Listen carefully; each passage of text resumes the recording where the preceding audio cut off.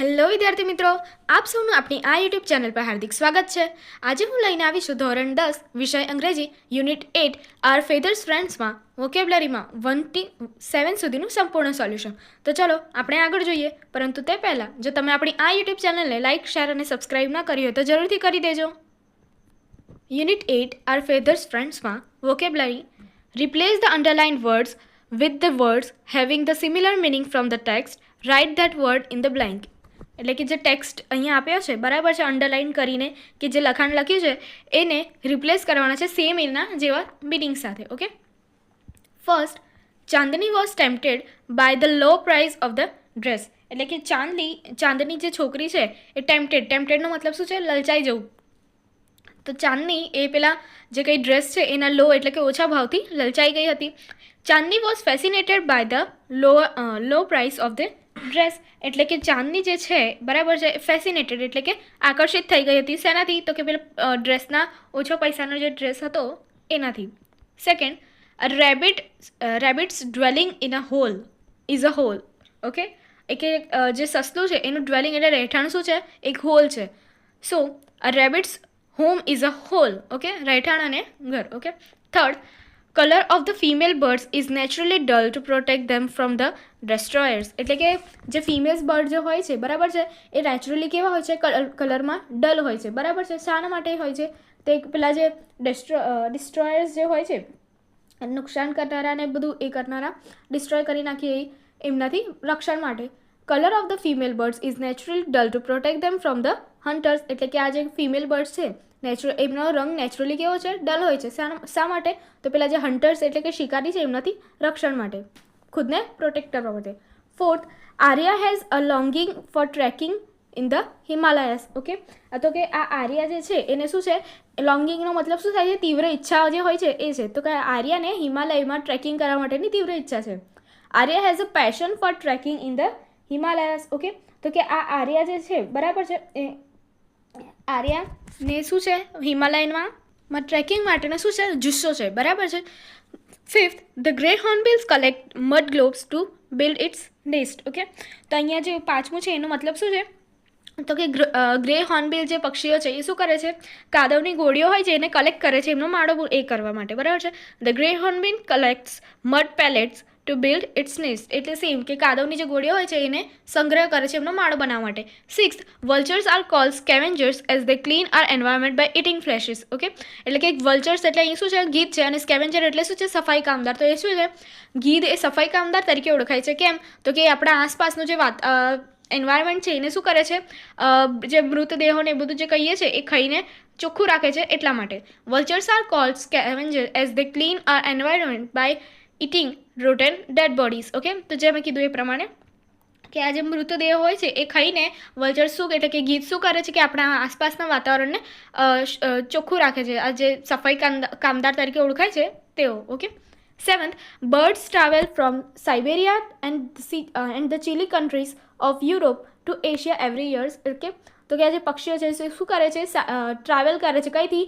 સાઇબેરિયાથી, કે જે ઠંડા પ્રદેશવાળા કન્ટ્રીઓને દેશો છે ત્યાં એવરી વર્ષ એટલે દર વર્ષે એ ત્યાં ટ્રાવેલ કરે છે. Okay, birds migrate from Siberia and the chilly countries of Europe to Asia every year. Okay, તો કે પક્ષીઓ માઇગ્રેટ એટલે શું થાય? સ્થળાંતર કરે છે સાઇબેરિયાથી, કે જે ઠંડા પ્રદેશવાળા યુરોપિયન કન્ટ્રીઝ જે હોય છે ત્યાં અને એશિયામાં. Okay.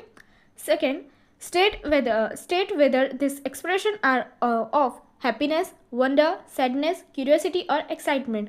Okay, first, how beautiful એટલે વન્ડર. ઓકે, ઘણું કેટલું સરસ. Second, that's great, answer is happiness. Third, what a design of nature, ક્યુરિયોસિટીનો અર્થ થાય છે જિજ્ઞાસા. Fourth, wow it's cool, excitement. Okay, ઉત્સાહ જે કહીએ છીએ ને આપણે એ પ્રમાણે. Fifth, what a caring dude એટલે કે happiness. Sixth, poor boy, sadness. Seventh, what a painful experience, sadness. Eighth, oh that's is miserable, answer sadness. Third, follow the instruction to find the words. Example, it is risky to face a bull with a sharp horns in a narrow street.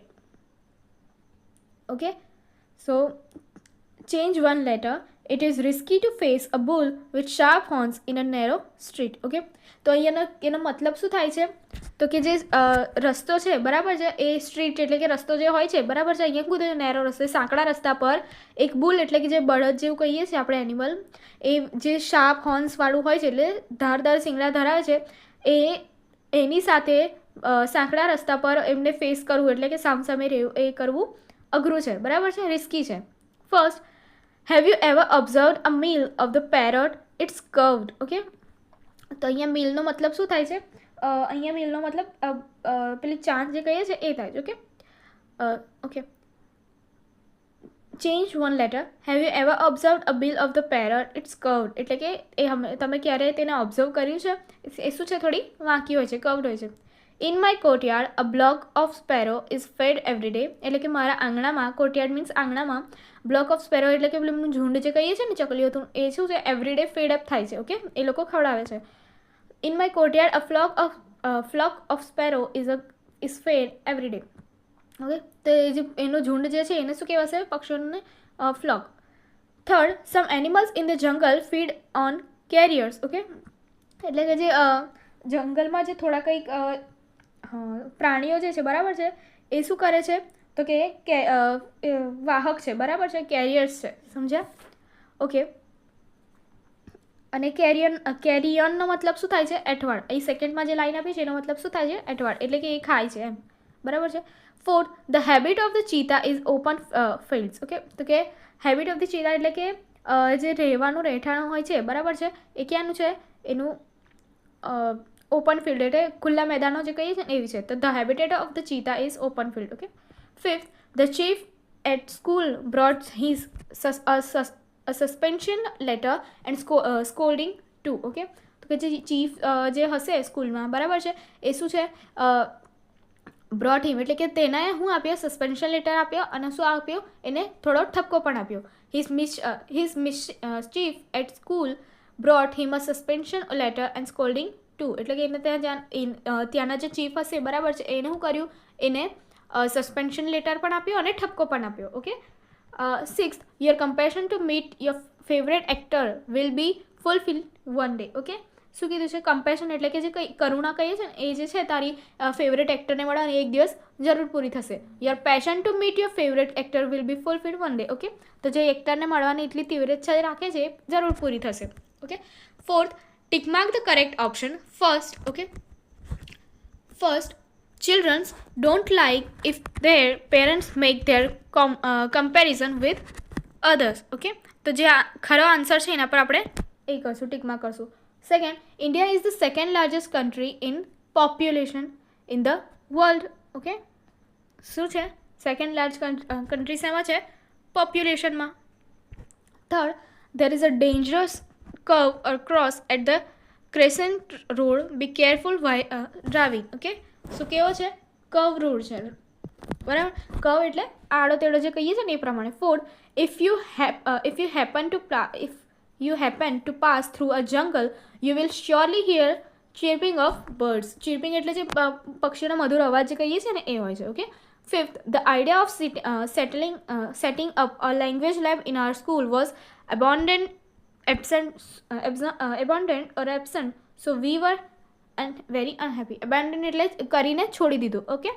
Sixth, some birds come from the other countries to Gujarat. They are traveling or migratory birds. તો એ કેવા છે? migratory birds એટલે જે સ્થળાંતર કરીએ છીએ ને એવા પક્ષીઓ છે. Okay.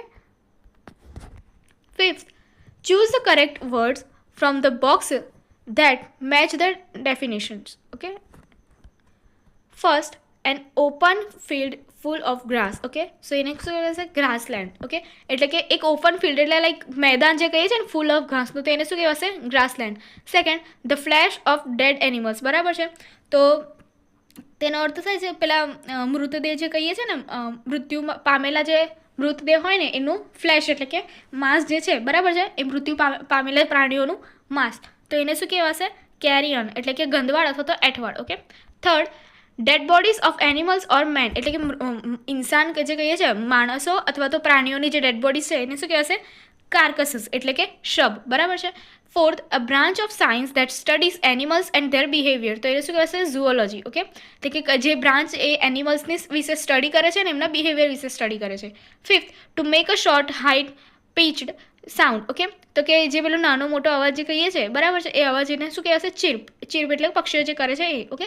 Six, an animal a bird that feeds on dead plants animals are or refuser. Okay, તો કે પેલા જે પક્ષીઓ હોય છે, બરાબર છે, બીજા એનિમલ્સ અને પક્ષીઓ જે હોય છે એ શું કરે છે? ડેડ એટલે મૃતદેહો અને એના પર આધાર રાખે છે તે. ઓકે, તો કયા? સ્કેવેન્જર એટલે ગીત છે ને એ જેવો આધાર રાખે છે. Okay.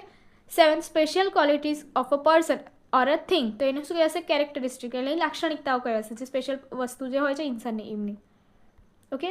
6, make meaningful sentences using all words. Okay, શબ્દોનો પ્રયોગ કરીને વ્યવસ્થિત મિનિંગ થાય એવો વાક્ય બનાવવાનું છે. Eagle engage species world. Okay, the eagle is the most engage species in the world today. Okay, તો અહીંયા શું કીધું છે? તો કે અહીંયા એવું કીધું છે કે ઈગલ એટલે કે જે આપણે કહીએ છીએ ગરુડ, બરાબર છે, એ શું છે? સૌથી ડેન્જર. ઈગલ એન્ગર્ડ એટલે શું છે? ભયંકર એટલે કે ડેન્જરસ સ્પીસીસ જે જાતિ છે હમણાં પૂરી દુનિયામાં. Second, stomach ache Saloni suffer cure doctor. Okay, Saloni is suffering from a stomach ache and she must go to a doctor for a cure. એટલે કે સલોની જે છે એ સ્ટમક એટલે પેટમાં જે પેઇન થાય છે એનાથી સફર કરી રહી છે અને એને શું કરવું જોઈએ? ડૉક્ટર પાસે જવું જોઈએ. Third, dude get pleasant surprise. Okay, that dude will get a pleasant surprise when he sees his friends. તો જ્યારે એ એના મિત્રને જોશે ત્યારે એને એકદમ પ્લીઝન્ટ સરપ્રાઇઝ મળશે. Okay. Fourth, fascinated Robert little boy fair. Okay, તો અહીંયા ફેસિનેટેડ જે કીધું છે, બરાબર છે, એનો મતલબ શું થશે? આકર્ષિત. Okay, so the little boy was fascinated to see a rabbit at the fair. Okay, તો કે નાનો જે છોકરો છે, બરાબર છે, એ શું છે? પેલા રોબોટ જે છે એને ફેર એટલે મેળામાં જોઈને આકર્ષિત થયો. Okay. Fifth, government supply necessities. It is the duty of the government to supply the necessities in the time of floods. Okay, તો ફ્લડ્સ આજે કીધું છે એનું મતલબ છે પૂર જે કહીએ છીએ એ. તો કે ગવર્મેન્ટનું શું છે? એ કામ છે, જરૂરી કામ છે. લાઈક શું કરવું? તો કે જ્યારે એમની ડ્યુટી છે ગવર્મેન્ટની, સપ્લાય જે જરૂરી વસ્તુઓ છે એને સપ્લાય કરવા માટે જ્યારે પૂર હોય ત્યારે એમની ડ્યુટી છે એવું. Sixth, grassland rosy pastors flock. Okay, તો કે જ્યાં a flock of rosy pastor flew into the grassland, એટલે કે આ રોઝી પસ્ટર નામનું જે પક્ષી છે એમનું આખું જે ઝુંડ જે છે, બરાબર છે, એ શું છે? ગ્રાસલેન્ડમાં ત્યાં ઉડીને આવ્યું છે, ઉડીને ત્યાં ગયું છે. A homophone is a word that sounds like another word but has a different meaning and spelling. Okay, homophonesનો મતલબ શું છે? એ સાંભળીએ તો શબ્દો સરખા લાગે પરંતુ એનો મિનિંગ કેવા હોય? ડિફરન્ટ હોય. Okay, for example, we go to a shop to buy things. When we leave, we say bye. Okay, તો કે જ્યારે આપણે કોઈ દુકાનમાં જઈએ છીએ ત્યારે આપણે શું કરીએ છીએ? વસ્તુ ખરીદવા માટે જઈએ છીએ, પરંતુ જ્યારે આપણે નીકળીએ છીએ ત્યારે આપણે બાય કહીએ છીએ. Tick mark the correct words in the bold print to make the sentence meaningful. Okay, તો કે અહીંયા નીચે જે પેરેગ્રાફ આપ્યો છે, બરાબર છે, એમાં એનો અર્થ નીકળે એટલે વ્યવસ્થિત મિનિંગ નીકળે એવું કરવા માટે શું કરવાનું છે? આપણે ટિક માર્ક કરવાનું છે વર્ડ્સ પર. We all know that our freedom was won through non-violence. આપણે બધા જાણીએ છીએ, તો કે જાણીએ છીએ માટે KNOW થાય, બરાબર છે, કે આપણે નોન વાયોલન્સથી આપણને આઝાદી મળી હતી. Many of our freedom fighters sacrificed their lives for the noble cause of making our country free. એટલે કે ઘણા ફ્રીડમ ફાઇટર્સ જે હતા એમને શું કર્યું હતું? એમને સેક્રિફાઈસ કર્યો હતો, બરાબર છે, એમના જીવન એમનો જે અસ્તિત્વ હતું એને સેક્રિફાઈસ કર્યો હતો કન્ટ્રીને આઝાદ કરવા માટે. ઓકે, તો ધેર લીવ્સ એટલે કે એમની, બરાબર, તો એની માટે શું આવશે?